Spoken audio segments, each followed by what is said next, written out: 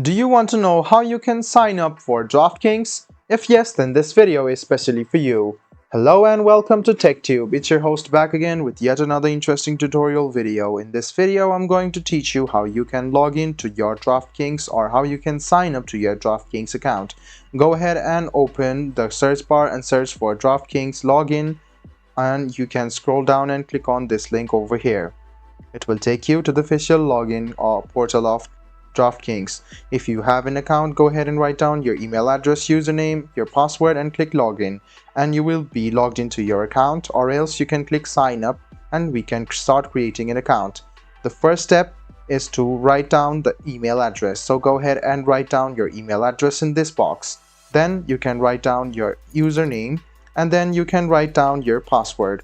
Make sure you choose a correct password and a secure one, and if it's so strong, you can go ahead and check your password once again, and you can write down your phone number. So go ahead and choose your phone number according to your choice and according to your country's residence.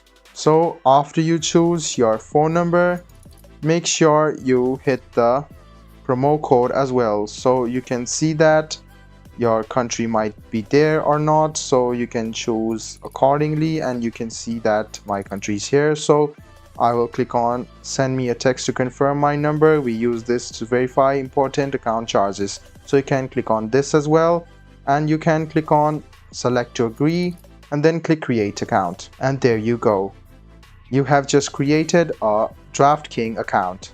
So guys, this is how you sign up for DraftKings. The first step after you create an account is write down your legal identity. So go ahead and write down your first name, your last name, and choose your date of birth. Make sure you choose the date of birth correctly, because if you are under 18, you cannot access this site.